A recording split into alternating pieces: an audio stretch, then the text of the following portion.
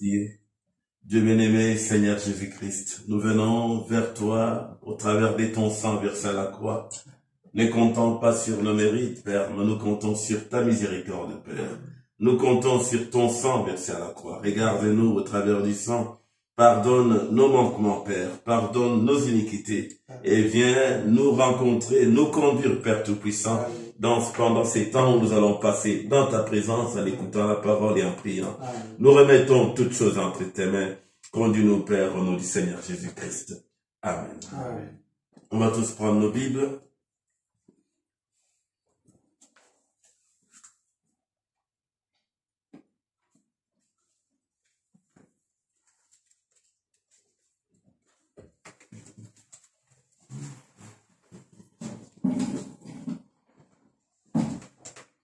On va lire dans deux passages, dans Marc 11, 24, et on lira dans Jean 14, verset 13 à 14. Marc 11, 24. C'est pourquoi je vous l'ai dit, tout ce que vous demanderez en priant, croyez que vous l'avez reçu et vous le verrez s'accomplir. Puis dans Jean 14, 13 à 14. Et tout ce que vous demanderez en mon nom, je le ferai, afin que le Père soit glorifié dans le Fils. Si vous demandez quelque chose en mon nom, je le ferai. Amen. Que le Seigneur ajoute la bénédiction à la lecture de sa parole. Amen. Vous pouvez vous asseoir. Aujourd'hui, bon, comme c'est une journée de prière, on va essayer de dire quelque chose et puis on va prier. J'espère que je ne vais pas être très long. Et souvent, je dis ça, mais quand je commence à parler, ça va plus. Donc, on va parler sur n'ayez pas peur de remplir le chèque que Dieu vous a donné. Amen. Donc, on va parler un peu de la persévérance et entamer ce remplissage de chèque. Hier, j'avais appelé un frère, j'ai parlé avec lui, et ce frère me demandait, mais pourquoi chaque fois on prend une salle, on prend, et puis après, on n'a plus cette salle-là. On prend, il n'y a pas d'autre chose à faire. Et en parlant avec lui, j'ai compris que les gens commencent à se décourager. Les gens se posent des questions, comment c'est comme ça. Donc, pourquoi il faut prier? Prier pour les administrateurs, que Dieu les conduise à adopter une solution, parce que je me disais, mais si on prend une salle, les temps qu'on présente ça à l'église, les gens doivent aller réfléchir, et puis vont revenir, entre-temps, le propriétaire, lui, il n'attend pas. Le propriétaire, s'il y a quelqu'un qui passe, donc, on a perdu des salles comme ça, quelqu'un passe, il propose un prix supérieur, il prend. Donc, on a besoin que Dieu puisse conduire les administrateurs, conduire l'église, donc, et on va prier de façon à ce que on ôte un peu tous ces découragements, où les gens commencent à se poser des questions, est-ce qu'on prie, mais on voit rien. On prie, il y a du découragement.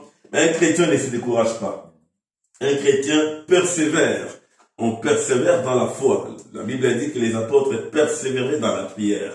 Et même les seigneurs, en parlant, quand il parle des persécutions, des tribulations ou quoi que ce soit, et autres, il dit, celui qui persévérera jusqu'à la fin sera sauvé. Donc les saluts aussi, pour arriver vraiment au salut, il faut persévérer. Quand on dit persévérer, c'est qu'il y a une force contraire, il y a des blocages, il y a des forces contraires qui nous empêchent d'avancer. Mais il faut persévérer. Et Frère Branham, quand il parle de ce mot persévérer, il dit que c'est persister, être persistant. Amen. Donc, dans la prédication, persévérant, prêchant 64, il dit ces mots, dans le Webster, les quelques notes que j'en ai prises là, veut dire être persistant, être persévérant.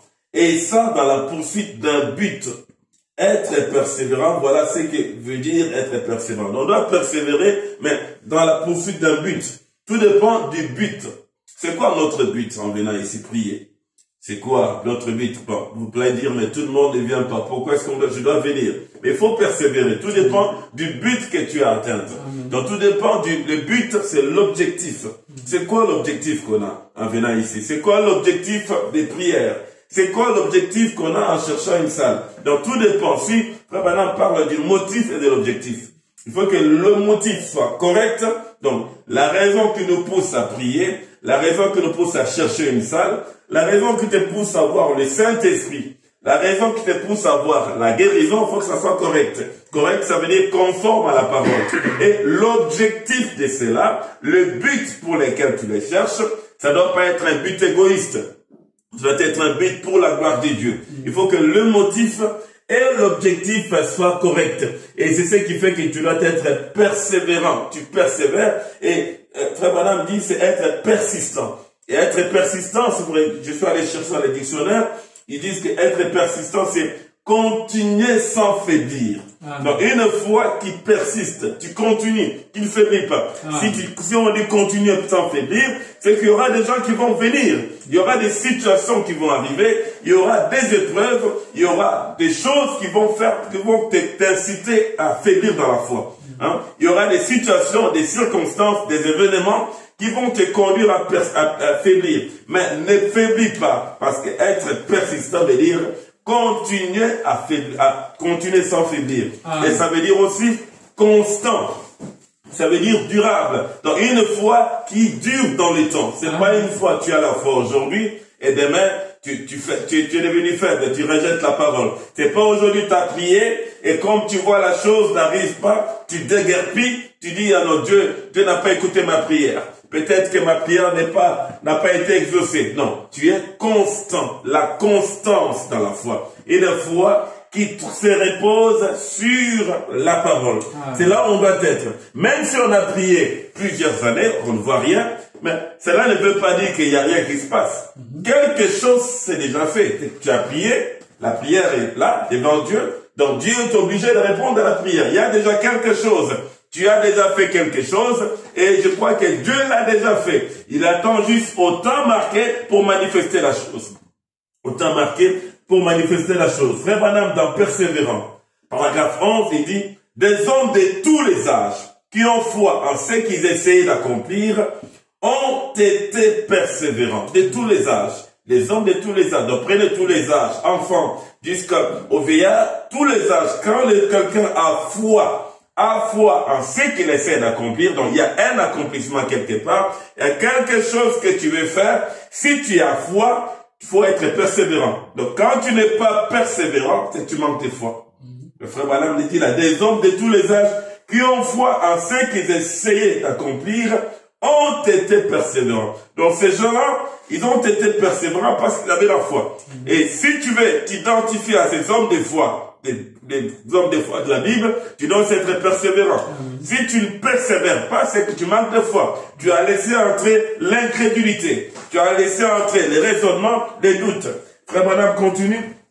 Personne ne peut persévérer sans d'abord savoir ce qu'il essaye d'accomplir. Qu'est-ce qu'on essaie d'accomplir en étant ici? Qu'est-ce qu'on essaie d'accomplir en persévérant dans la prière? Qu'est-ce qu'on essaie d'accomplir? Donc on doit savoir la raison qui nous pousse. Il continue, il dit, et vous devez d'abord savoir ce que vous cherchez à accomplir, et ensuite avoir la foi que vous recevrez ce que vous essayez d'obtenir. Donc, il faut d'abord savoir qu'est-ce que vous essayez d'accomplir. C'est quoi l'objectif de la chose que tu cherches? C'est quoi le motif? Qu'est-ce que tu essaies d'accomplir? Et après, tu as maintenant la foi. Une foi constante, une foi qui ne faiblit pas, qui persévère. Et cela vous rend persévérant, quelque chose que vous savez être vrai. C'est ça le fondement de la foi. La foi n'est pas fondée sur un mythe. Et sur quelque chose qui dit simplement, va faire ceci ou faire cela. Sur base des paroles d'un homme. Mais la foi repose éternellement sur la parole du Seigneur, sur la parole de Dieu qui est la Bible. Donc cette foi, ce n'est pas sur un mythe, ce n'est pas sur les paroles de quelqu'un, mais cette foi que tu as repose sur les citations des prophètes. Amen. Ça se repose sur ce que la Bible dit. Et ce qui fait que peu importe, même si tout le monde rejette, même si tout le monde abandonne, toi, tu regardes à ce que Dieu dit. Tu regardes à ce que Dieu dit et tu te tiens là parce que Dieu, cela est sorti de la bouche de Dieu. Si c'est sorti de la bouche de Dieu, la Bible dit que ces paroles ne rentrent pas en lui sans avoir accompli avec succès ceux pour lesquels elles sont destinées. Donc, si c'est sorti de la bouche de Dieu et que tu mets ta foi là-dedans, quelque chose va se faire. Dieu va le faire. Je ne sais pas, ça peut prendre plusieurs années, mais tu vas être là comme Abraham, sans faiblir dans la foi. Restez là, fidèle. Restez là, ça peut te prendre 10 000 prières. Tu as prié plusieurs fois, plusieurs années, 10 000 prières, ça ne tient pas. Mais sache que ça va tenir. Ne perds pas la foi. Quand je pense à Thomas Edison, il croyait qu'il y aurait un moyen de faire passer l'électricité au travers d'un fil et de produire une lampe. La lampe que nous avons là, la lumière, c'est Edison qui l'a trouvée. Il y avait l'électricité, mais comment faire passer l'électricité et arriver à la lumière? Lui, il avait cru. Les autres ne comprenaient pas. Il avait foi. Il a fait le premier test. Le premier fil, ça n'a pas marché. Le deuxième fil, ça n'a pas marché. Le troisième, mais il ne s'est pas découragé. C'est pas parce que 3 fils n'ont pas marché ou 1000 fils n'ont pas marché, il ne s'était pas découragé. Il était là jour et nuit. La nuit avec sa tasse de café, cherchant. Il croyait. Il avait une profondeur en lui qui lui disait qu'il y a un fil qui va faire passer l'électricité et produire la lumière. Et comme il y avait une profondeur, c'est qu'il y avait un fil quelque part. Il y a un fil quelque part que tout le monde ne savait pas. Peu importe ce que disaient les moqueurs, peu importe comment les gens les décourageaient, il y a cru. Et il a testé, il a fait 10 000 tests. 10 000 fils. Hein? Pensez, 10 000 fils, il a testé 10 000 fils, et après les 10 000 fils, c'est là qu'il a trouvé. C'est là qu'il a trouvé. Donc, on va pas se décourager. Si un homme sans le Saint-Esprit a pu faire cela, qu'en est-il de vous et moi?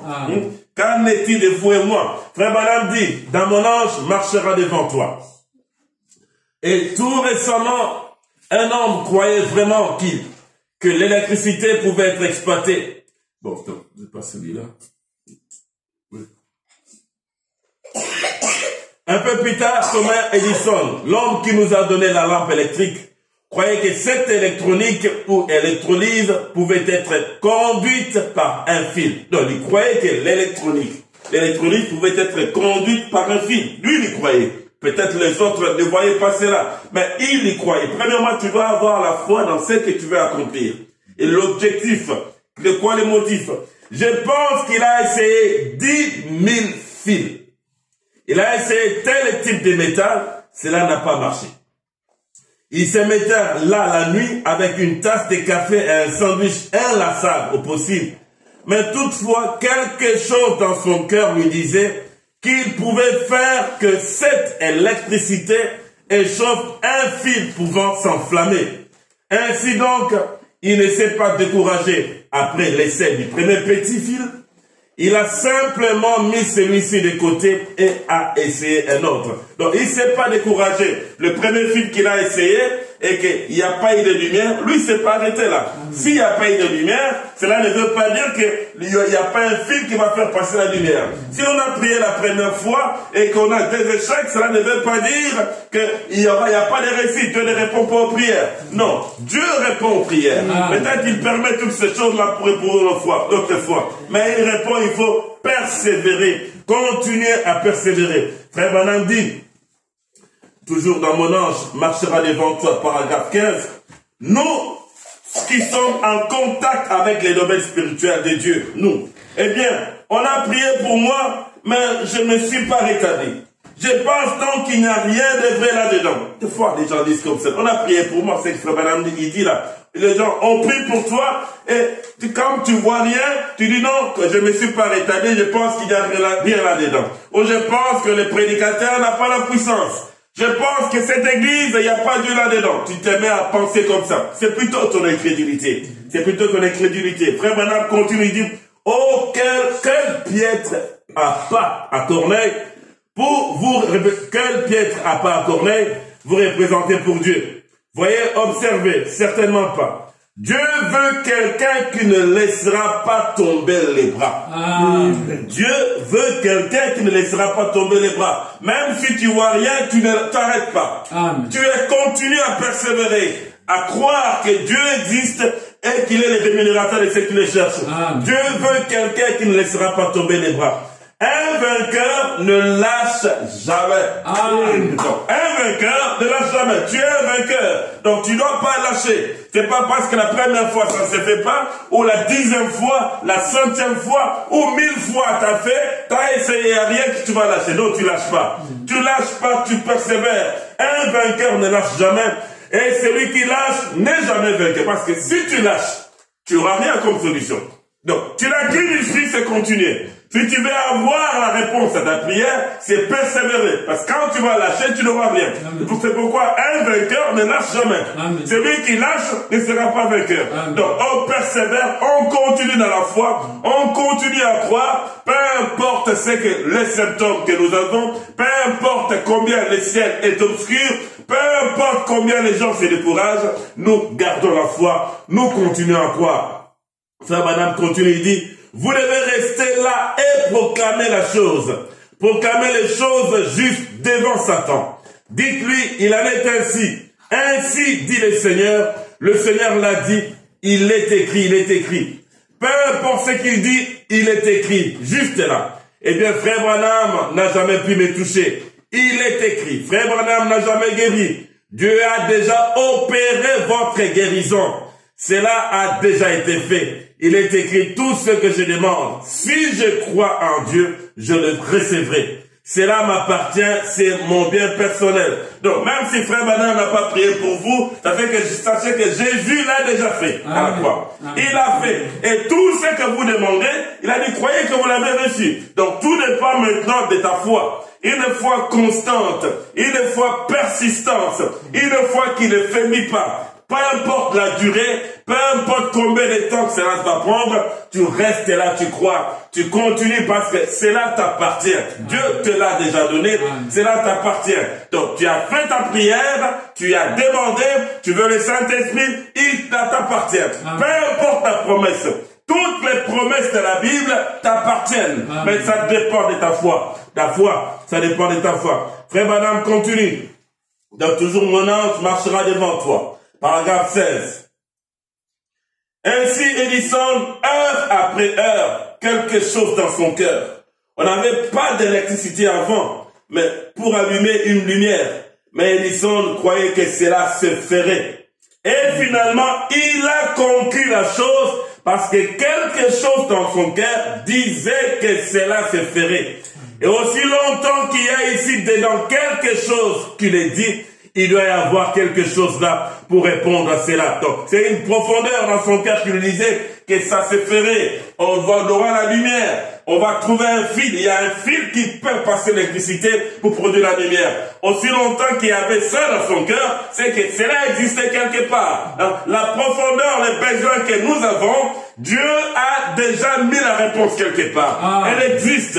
Elle existe. On doit rester là et nous allons conquérir tout ce que nous avons demandé. Nous allons conquérir tous nos besoins. Frère Madame continue. Et finalement, il a conquis la chose parce que quelque chose dans son cœur disait que cela se ferait. Tout dépend de ce que tu as dans ton cœur. C'est quoi ton motif? C'est quoi ton besoin? C'est quoi ton objectif? Il faut que cela vienne vraiment du cœur. Ça ne doit pas être quelque chose qui vient de la tête. Ton besoin, là dans ton cœur, ton motif correct, ton objectif correct, et tu verras Dieu faire quelque chose. Aussi longtemps qu'il y a ici dedans, quelque chose qu'il est dit, il doit y avoir quelque chose là pour répondre à cela. C'est juste, qu'aurait dit votre arrière-grand-père en parlant à son voisin de la télévision? D'une honte vibrant dans l'air comme cela, qui reproduit même des images. Eh bien, les voisins auraient dit, c'est un détraqué. Mais quelqu'un croyait qu'il existait une onde. Quelqu'un croyait. Si on demandait au grand-père, ils diront ça, c'est détraqué, ça n'existait pas. Mais il y a eu quelqu'un qui a eu la foi, qui a eu la révélation, qui croyait qu'il y a des ondes qui peuvent passer la lumière et que si on met une télévision, on va avoir cette lumière-là. Il y a cru, il y a travaillé selon les lois qu'il faut, et cela a produit quelque chose. Des fois, il faut travailler selon les lois de Dieu. Amen. Les lois de Dieu. Prenons l'électricité. L'électricité, si on veut avoir l'électricité et qu'il y a quoi? Un endroit, ça s'appelle comment? peut-être une cabine, c'est pas une cabine, un central électrique quelque part, et que ici il n'y a pas d'électricité, si tu te mets à crier centrale électrique, envoie l'électricité, mais ça ne se fera pas. Peu importe, tu peux crier, tu peux jeûner, ça ne se fera pas. Il faut travailler selon les lois. Amen. Il faut travailler selon les lois. Il faut mettre des câbles qui vont transporter l'électricité et les ramener ici, des transformateurs qui vont réduire les voltages. Tout, il y a des lois. Dieu aussi a des lois. Il faut travailler selon la loi de la foi. La loi de la foi, juste croire Dieu. Tout est possible à celui qui croit. Juste croire Dieu. Qu'aurait-il dit? Qu'aurait dit votre arrière-grand-père en parlant à son voisin de la télévision d'une onde vibrant dans l'air comme cela, qui reproduit même des images? Eh bien, le voisin aurait dit, c'est un détraqué. Mais quelqu'un croyait qu'il existait une onde, mais il ne pouvait pas l'expliquer. Dieu l'avait ici. Eh bien, comment a-t-il pensé qu'il existait une onde? Nous avons la télévision, n'est-ce pas? Certainement que nous l'avons. La radio et tout. Comment était-ce possible? Parce que quelque chose au fond du cœur humain disait, ça se trouve là. Et cette chose est entrée dans ce domaine, a pris cela et l'a apporté ici dans les domaines du monde. Donc il est entré dans ce monde-là, dans ce domaine de l'invisible, et il a ramené les ondes, ramené la télévision. Et nous devons entrer dans les domaines spirituels de Dieu par la foi pour ramener nos besoins, pour ramener ce dont nous avons besoin. Cela existe. Il nous a déjà bénis de toutes sortes de bénédictions. Donc nous devons entrer là-dedans pour ramener et que cela devienne manifeste. Cela devienne manifeste. Ce dont nous avons besoin, c'est d'entrer dans les domaines spirituels. D'entrer dans cette atmosphère céleste. Y entrer au travers de la parole. Nous avons besoin aujourd'hui d'un évangile de la Pentecôte qui manifeste la puissance de Dieu. Nous avons cette puissance, mais il faut la manifester maintenant. Travailler selon les lois de Dieu et que cette puissance qui est comme l'électricité, nous puissions manifester cela au monde. Manifester cela et en chassant toute incrédulité. En ayant une foi ferme, une foi constante, une foi durable, en persévérant dans la foi. Frère Madame, n'ayez pas peur. Paragraphe 73. Il dit, ce dont nous avons besoin aujourd'hui, c'est d'un évangile pur de la Pentecôte, avec la puissance du Saint-Esprit de nouveau dans l'Église. La Bible est pleine de promesses, mon frère. Il s'y trouve beaucoup de promesses pour vous. Il y a beaucoup de promesses pour vous. Beaucoup de promesses sur la guérison.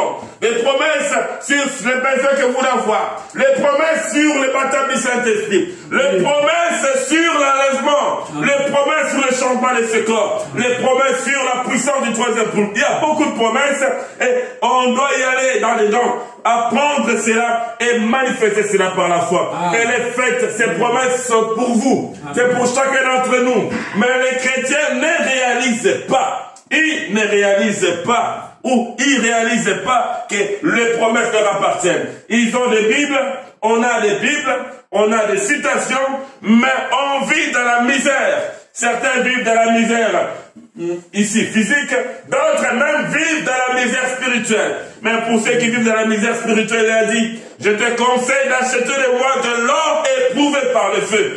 De l'or. Dieu devient un marchand de l'or. Il vend sa divinité. Que tu prennes sa divinité en toi, la divinité de Dieu. En toi, le baptême du Saint-Esprit. Là, tu deviens un homme riche. Un homme riche. Un homme riche, peu importe tes besoins, Dieu donne cela. Dieu pourvoit cela, mais tout dépend de ta foi. Frère Madame parle d'une femme. Une femme de 80 ans. Cette femme avait un fils en Inde.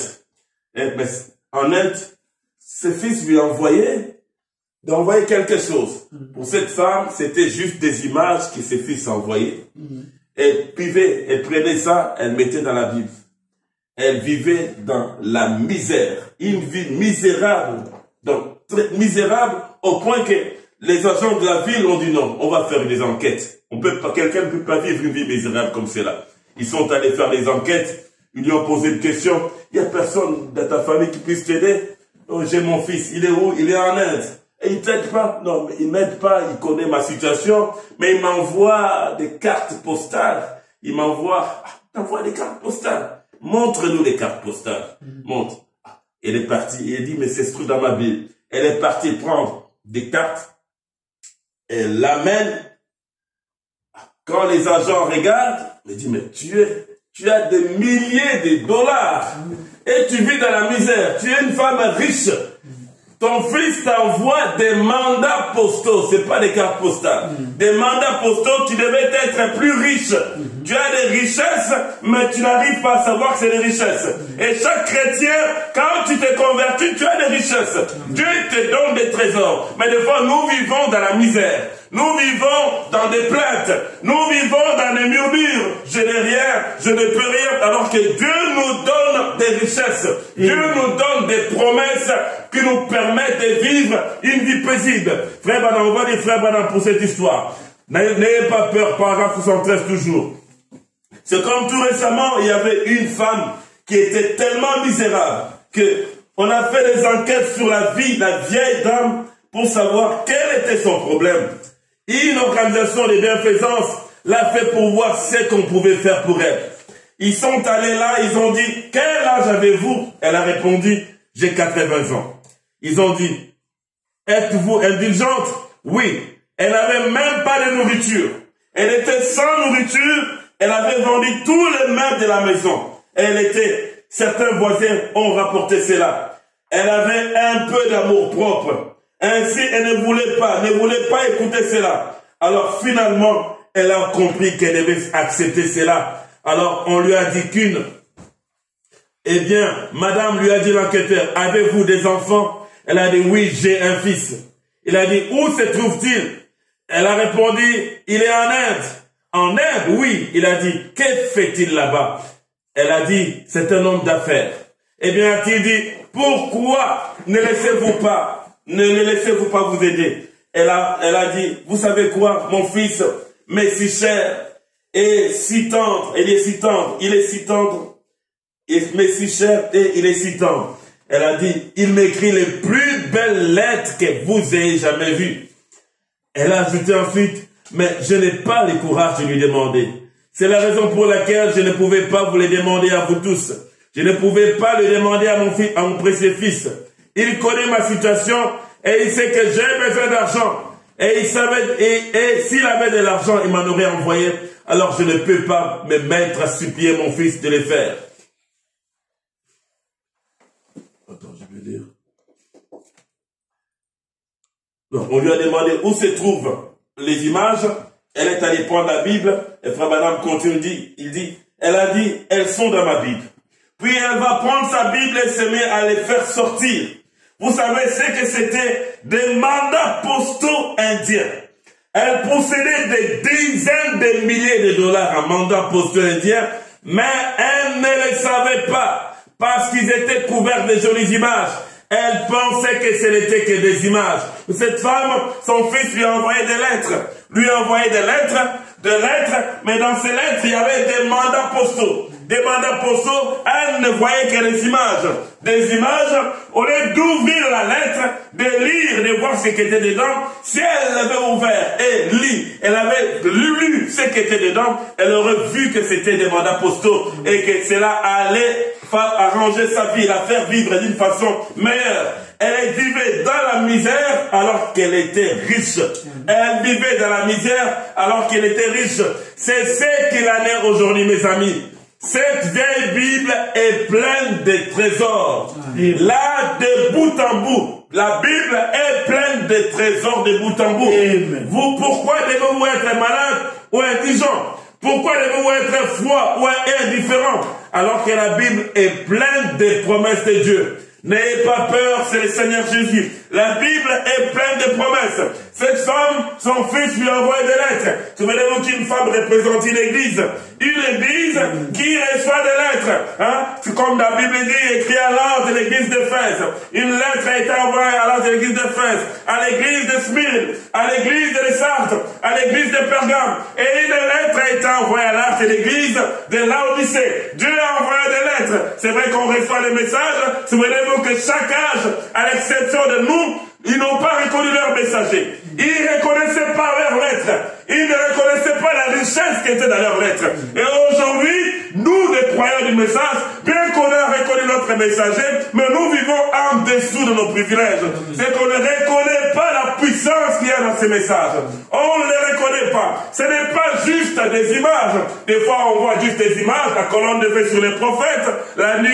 Oui, on s'arrête juste sur les images. Non, les images, Seigneur, nous les croyons. Mais il faut aller creuser dedans.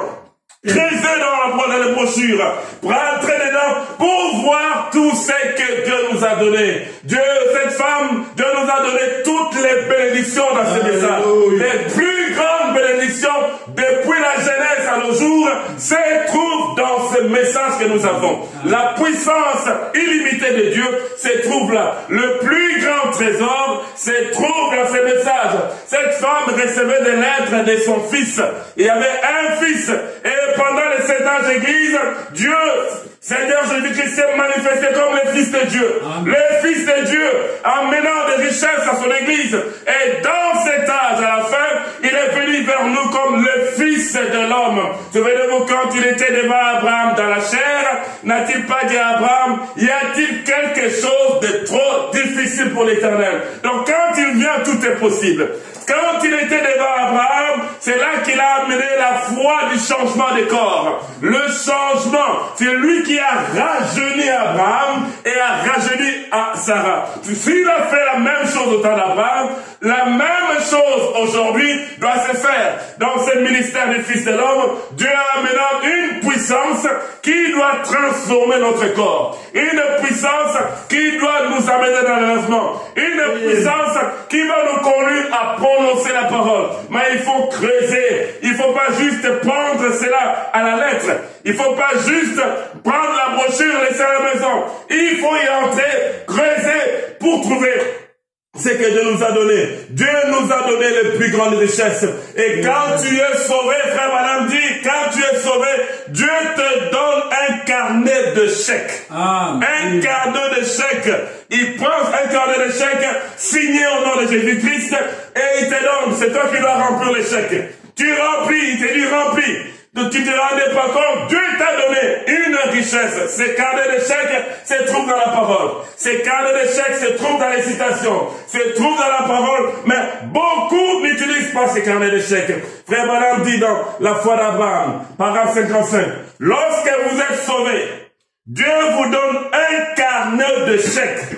Au bas de ce carnet figure le nom de Jésus, signé sur chaque chèque. Chaque bénédiction de la rédemption vous appartient. Chaque bénédiction de la rédemption vous appartient. Il t'a donné ce chèque. Avez-vous peur de remplir ce chèque? Et vous êtes, avez-vous peur de remplir ce chèque? Et vous êtes enfant d'Abraham? Avez-vous peur qu'il ne reconnaisse le nom de Jésus? Tout ce que vous demanderez au Père en mon nom, je le ferai. C'est ça la promesse. Vous êtes les enfants d'Abraham, vous n'avez pas peur de remplir cela. La banque du ciel reconnaîtra le nom de Jésus pour chaque bénédiction de la rédemption. Son corps est assis à la droite de Dieu, intercédant pour ça. C'est pour cela qu'il est mort. Un chèque. Donc Dieu a donné un chèque, mais c'est à toi de le remplir. N'aie pas peur de le remplir. Tu vas dire, ça fait longtemps, j'ai prié, il n'y a rien. Non, remplis le chèque. Il veut que tu aies la foi. Un chèque en blanc. C'est toi qui marques le montant. C'est quoi ton besoin? Peu importe le besoin, dans ces chèques, c'est pas les chèques comme dans nos banques. Dans nos banques, c'est un chèque pour aller prendre l'argent. Mais lui, c'est un chèque où il y a tous les besoins. Pas juste l'argent, tous les besoins dont tu as besoin, tu remplis et il a déjà donné l'ordre. Dieu a déjà donné l'ordre. Quand on lit, quand on prend les mots chèques, c'est un écrit par lequel quelqu'un donne l'ordre de remettre soit à son profit ou soit au profit d'une autre personne une certaine somme d'argent. Il donne cet ordre-là. Donc il a son ordre, il a sa signature et il donne l'ordre à la banque que tu puisses donner telle somme d'argent à telle personne. Dieu a déjà donné l'autorisation.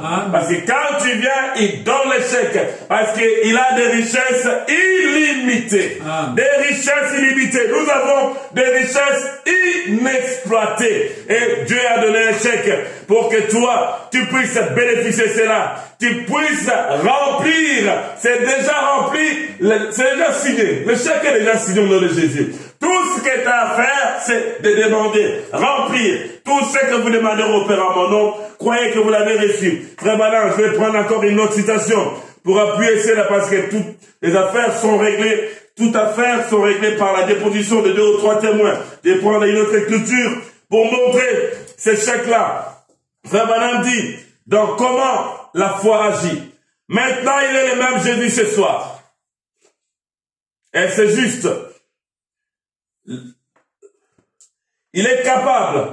Vous voyez, maintenant j'aimerais vous poser une question au sujet de quelque chose. Ça va. Vous voyez, non seulement il est capable de le faire, il l'a déjà fait. Vous voyez, il est question de votre foi pour croire cela. Ou pour accepter cela. Vous voyez, il l'a déjà fait. Il ne peut plus rien faire à ce sujet. Parce qu'il y avait une sanction de la maladie qui devait survenir entre Dieu et l'homme. Jésus est venu juste là et a reçu des coups dans le dos. Par ses meurtrissures, nous avons été guéris. Vous voyez, alors le prix a déjà été payé. C'est simplement notre incrédulité. Jésus a dit, si tu peux croire, tout est possible. Voilà le carnet de chèques signé de son nom. Remplissez-les et envoyez-le au Père. Il le reconnaîtra. Donc si tu peux croire, tout est possible. C'est ça le carnet de chèques. Si tu peux croire, tout est possible. C'est ça le carnet de chèques qu'il a signé de son nom. La seule chose à faire, c'est de les remplir. Tu les remplis comment? Par la foi. Tu les remplis dans la prière. Par la foi. En ayant la foi. Je vais encore lire une autre citation. Oui, je vais continuer. Donc, c'est de les remplir par la foi. Des fois, quand nous prions, nous attendons à ce que les choses se fassent tout directement. On prie, on pense que la chose va se faire rapidement. Ça peut se faire au bon moment ou ça peut se faire après. Quand on prononce la parole, la montagne peut se déplacer au même moment que nous parlons, ou ça peut prendre du temps. Mais restez constant dans la foi. Si cela tarde, si cela dure, persistez. Gardez la foi, gardez la confiance dans la parole, parce que vous avez déjà rempli l'échec. Vous avez prononcé la parole, c'est que quelque chose est en train de se faire. C'est juste tes yeux naturels qui n'arrivent pas à voir cela. Mais quelque chose dans les domaines spirituels est en train d'être fait. Frère Branham parle au sujet de prononcer la parole, de dire déplacer les montagnes dans Ayez foi en Dieu. Paragraphe 13. C'est ce qu'il faut pour vaincre. Si vous remarquez bien, Jésus n'a pas dit cette montagne sera rapidement jetée dans la mer. Jésus n'a pas dit ça. Donc quand tu dis, tu pars à la montagne déplace-toi. Jésus n'a pas dit cette montagne sera rapidement jetée dans la mer. Mais si vous dites à cette montagne, ôte-toi de là et jette-toi dans la mer, et que vous croyez dans votre cœur cela arrive, vous le verrez s'accomplir. Donc la condition, c'est de croire dans son cœur.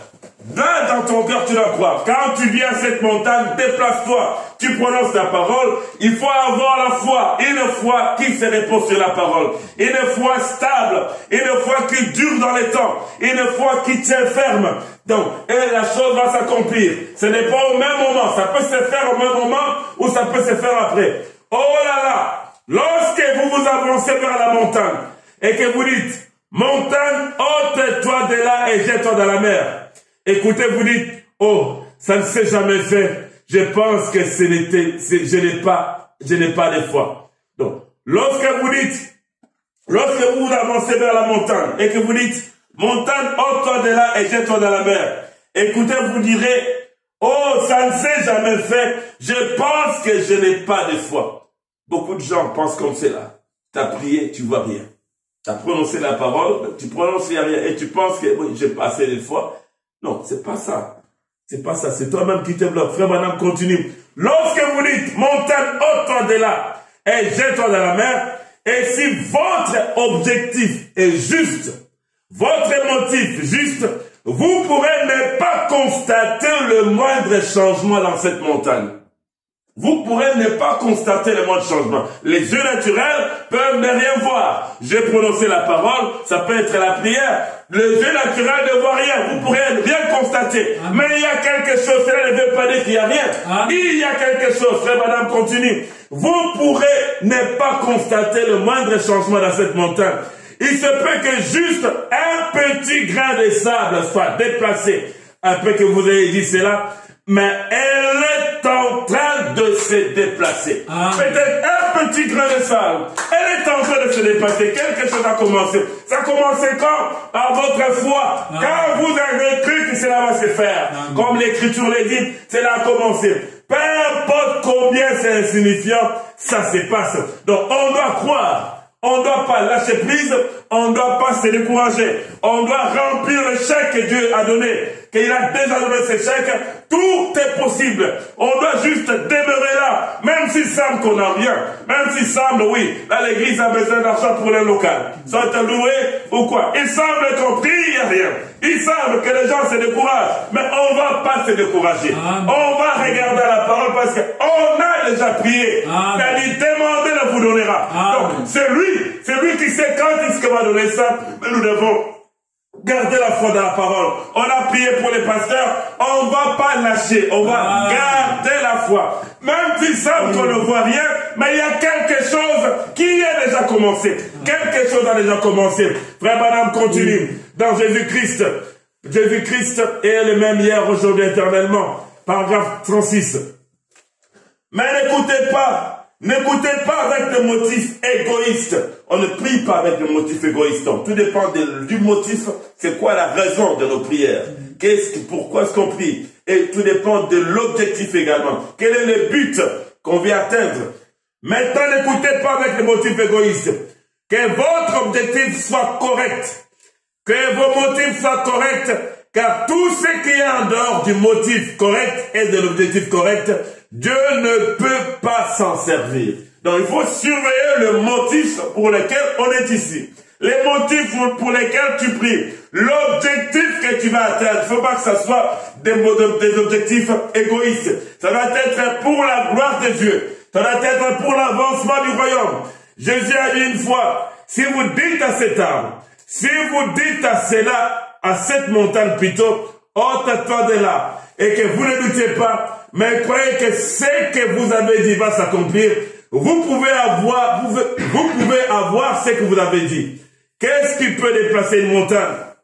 Jésus a dit, si vous dites à cette montagne, déracine-toi et plante-toi là-bas, à un arbre plutôt, déracine-toi et plante-toi là-bas, si vous ne doutez pas, vous le verrez s'accomplir. Si vous dites à cette montagne, déplace-toi, jette-toi, si tu ne crois, tu le verras. Mais qu'est-ce qui déplace cette montagne? Est-ce que c'est toi? Non, c'est pas toi. C'est Dieu. C'est Dieu en toi. Enfin, c'est Dieu qui doit parler au travers de ta bouche. C'est la divinité qui doit parler. La divinité n'est plus au ciel. La divinité doit être dans ton cœur. Le Saint-Esprit. Cela exige d'avoir le Saint-Esprit en soi. Que quand tu parles, ce n'est pas toi, c'est la divinité. Frère Madame dit au paragraphe 37, tenez, il a dit à un homme mortel, dites à cette montagne et croyez que ça s'est fait. Seule la divinité peut déplacer une montagne. Dieu seul peut faire cela. Donc s'il a dit à l'homme qu'il peut le faire, cela devait être Dieu parlant par l'homme. Donc Dieu doit parler au travers de l'homme. C'est ce qui s'est fait avec Frère Branham, la création des écureuils. C'était Dieu qui parlait au travers de lui. Et si tu dois déplacer la montagne, la divinité, le Saint-Esprit doit être en toi. Et le Saint-Esprit parle. Ce n'est pas toi-même qui vas commencer à parler, mais c'est le Saint-Esprit qui doit parler. Et Frère Branham continue. Donc, s'il a dit à l'homme qu'il peut le faire, cela devait être Dieu parlant par l'homme. Et l'unique moyen pour l'homme de savoir que c'était Dieu, c'est d'avoir un objectif correct ou les motifs corrects.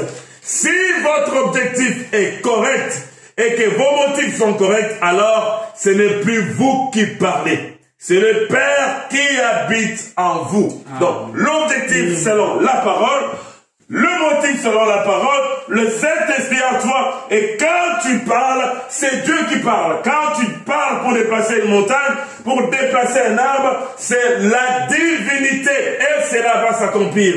C'est le Père qui habite en vous. Ne vous préoccupez pas de ce que vous direz en cette heure-là. Car ce n'est pas vous qui parlerez, c'est mon Père qui habite en vous qui parlera. Donc nous voulons voir le Père parler.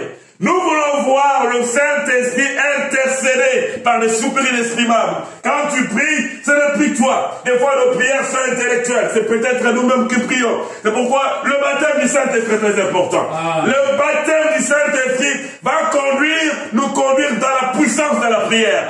La puissance de la prière. Le baptême du Saint-Esprit va faire que ce sera le Saint-Esprit qui va intercéder. Donc Dieu va entendre sa propre prière venant de toi. Dieu, connaissant les besoins de l'Église, connaissant les besoins de chacun, va intercéder au travers de nous. C'est pourquoi nous devons avoir le Saint-Esprit dans nos prières. Nous devons rechercher cela, avoir cette puissance en nous. Cherchons que Dieu se manifeste.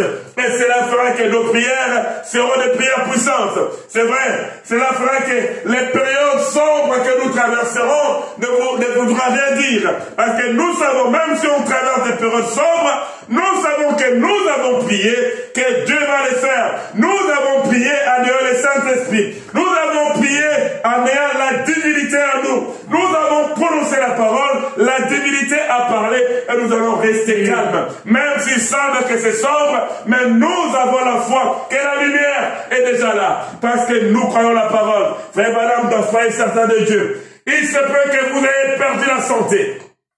Il se peut que vous ayez perdu votre communion. Prenez-le au mot. Soyez certains qu'il est Dieu. Cette période sombre que vous traversez ne paraîtra peut-être pas aussi sombre si vous acceptez simplement sa parole et étiez certain qu'il est Dieu. Que ça soit sombre, l'église mange de local. Sombre, les gens peut-être ne viennent pas à l'église. Sombre, les gens traversent des périodes difficiles, des maladies, des situations, peu importe. Si on prend Dieu au mot, on est certain qu'il est Dieu. On a foi, on va rester là parce que nous croyons qu'il a déjà répondu à nos prières. Nous n'allons pas baisser nos bras. Nous n'allons pas. Un chrétien ne baisse pas les bras, mais il persévère, il continue. Frère, madame, continue toujours. Donc, soyez certains de Dieu. Paragraphe 121. Pensez-y, tandis que nous prions. Avez-vous un besoin aujourd'hui? Quel est le besoin que tu as? Quel est le besoin de l'Église? Quel est le besoin de notre frère? Tu as des besoins. C'est quoi les besoins? Avez-vous un besoin aujourd'hui? Avez-vous un besoin qui dépasse vos capacités physiques? Peut-être avec mon corps, je n'arrive pas. Avec mon corps, je n'arrive pas physiquement. Je n'arriverai pas. Peu importe ces besoins, nous avons quelqu'un qui est capable. Nous avons quelqu'un qui donne la capacité. Nous avons un Dieu qui est riche en bonté. Et on ne peut pas épuiser sa bonté. Avez-vous un besoin qui dépasse vos capacités? Êtes-vous tellement à court d'argent et que vous ne pouvez pas payer votre loyer? L'église est-elle vraiment à court d'argent pour payer les loyers d'un vrai local? L'église est-elle à court d'argent?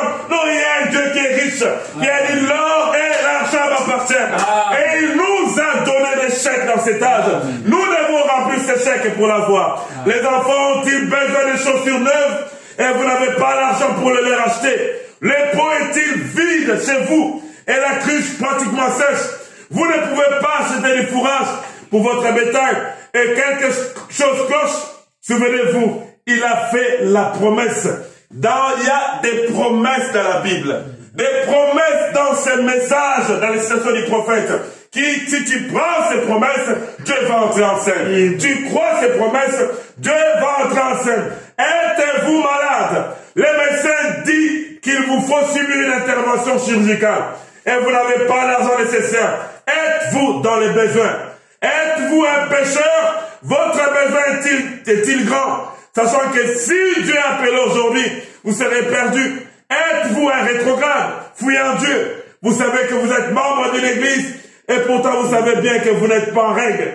Votre propre conscience vous dit que vous n'êtes pas en règle selon la parole. Avez-vous un besoin?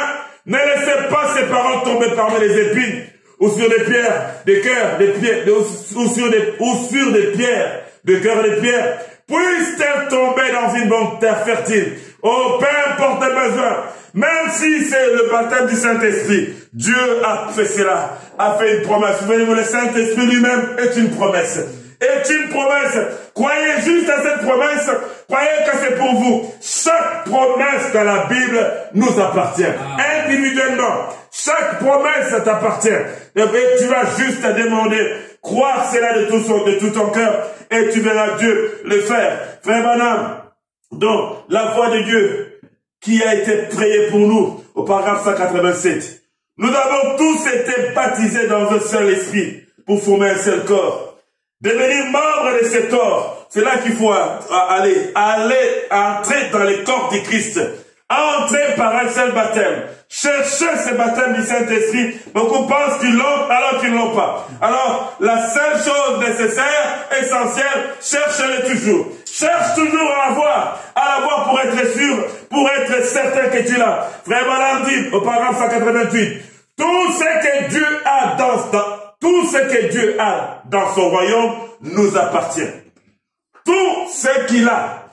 Je ne sais pas qu'est-ce que tu veux avoir depuis le royaume des cieux. Tout ce que Dieu a dans son royaume t'appartient. Ça t'appartient. Ne reste pas comme cette dame qui avait des grandes richesses dans sa Bible, des lettres de son fils, avec des mandats postaux, des milliers de dollars, et elle était là vivant d'une façon misérable. Tu n'as pas à vivre dans la Odyssée. Dieu t'a amené de plus grandes richesses dans cet âge pour te faire sortir de la misère de la Odyssée, te faire sortir de là et marcher. Tout ce que Dieu a dans son royaume nous appartient. Il prend simplement tous les grands carnets pleins d'échecs. Il signe de son nom au bout de cela en disant, voici fils, tout ce dont tu as besoin, va le prendre. Dieu a déjà signé ces carnets. Maintenant c'est à toi d'aller prendre cela. Il te l'a donné. C'est à toi d'aller remplir cela. Remplir cela dans la prière et demander ce dont tu as besoin. Frère Madame continue au paragraphe 189. N'ayez pas peur de les remplir. N'ayez pas peur, tu vas te dire, j'ai essayé, ça n'a pas marché. J'ai prié, ça n'a pas marché. Non, Edison avait testé 10 000 fils. Lui, un homme comme ça, il a testé 10 000 fils et il a trouvé. Oui, peu importe comment tu as essayé, ne t'arrête pas. Continue, n'aie pas peur, ne dis pas, oui, je vais prier, peut-être ça ne va pas se faire. Non, la peur est une malédiction. Mais la foi chasse l'incrédulité, chasse toutes ces malédictions. Il n'y a aucune vertu dans la peur. Il y a la vertu dans la foi, car la foi elle-même est une vertu. N'ayez pas peur de les remplir. Remplissez-les et présentez-le. Dites merci Seigneur, alléluia. Ça va se passer. Remplir ces chèques que Dieu nous a donnés. Frère Madame continue. Tout ce que vous demanderez, Marc 11, 24, en priant, croyez que vous l'avez reçu et vous le verrez s'accomplir. Et vous le verrez. Signez le chèque. Dites, Seigneur, j'ai besoin de guérison. Donc, signez ce chèque-là. On va signer cela pour les pasteurs. Il a besoin que les pasteurs soient guéris. On va signer ce chèque pour les locaux de l'église. On veut avoir un local. On va signer les chèques. Peu importe le besoin. Prions pour les administrateurs pour qu'ils arrivent à bien faire le travail. Prions pour les diacres. Prions pour l'avancement de l'église. L'avancement du royaume de Dieu. Prions pour les réunions qui vont venir. Nous allons prier pour que le baptême du Saint-Esprit tombe dans ces réunions de vendredi. Nous allons prier pour que l'église avance dans la gloire. Marchant que chaque chrétien revienne. Mais Dieu nous a donné ce chèque pour que nous puissions avancer. Marcher dans la parole. Signez les chèques. Dites, Seigneur, j'ai besoin de guérison. Détachez cela. Dites, te voilà, Seigneur. Je réclame la guérison au nom de Jésus. Dites merci, Seigneur. Et allez directement de l'avant. Croyant pour la guérison, c'est exact, comme ce corbeau qui a porté cette nourriture à Élie. Vous dites, j'ai besoin du salut de mon âme. Que ferez-vous? Remplissez simplement et dites, il a dit, venez à moi vous tous qui êtes fatigués et chargés, je vous donnerai du repos. C'est pour moi, Seigneur, remplissez le chèque. J'ai besoin du salut, donne-le-moi, Seigneur. Le voici, merci. Partez avec cela. Remplis. Avez-vous besoin du Saint-Esprit, messieurs? Avez-vous besoin du Saint-Esprit? Il faut remplir ce chèque. Il a dit, attendez dans la ville de Jérusalem jusqu'à ce que vous soyez revêtus de la puissance d'en haut. Après que ce Saint-Esprit sera venu sur vous, vous serez mes témoins à Jérusalem, dans la Judée, dans la Samarie et jusqu'aux extrémités de la terre. Croyez-vous cela? Le baptême du Saint-Esprit. Croyez-vous cela? Croyez-vous, frère Balaam dit, remplissez le chèque et envoyez-le. Voyez ce qui va arriver, ce qui arrive. On n'a qu'à remplir ce chèque. Dieu a pourvu le chèque pour toi et moi. Frère Balaam continue. La voie à laquelle Dieu a pourvu, il a pourvu un chéquier. Allez de l'avant et remplissez-les. Dieu l'a promis. Croyez cela. On va se tenir debout. On va se tenir debout. Dieu existe. Dieu existe et il a donné un chèque à chacun d'entre nous. Mais il faut juste remplir cela. Remplir ce chèque. Ne pas vivre comme cette femme dans la misère physique. Certains vivent dans la misère spirituelle. Mais allez demander. Nous ne voulons plus vivre en dessous de nos privilèges. Mais nous voulons nous avancer en ayant la foi, en croyant que Dieu existe et qu'il est le rémunérateur de ceux qui le cherchent. Ben va nous entonner un cantique et on va prier. Je reconnais que Dieu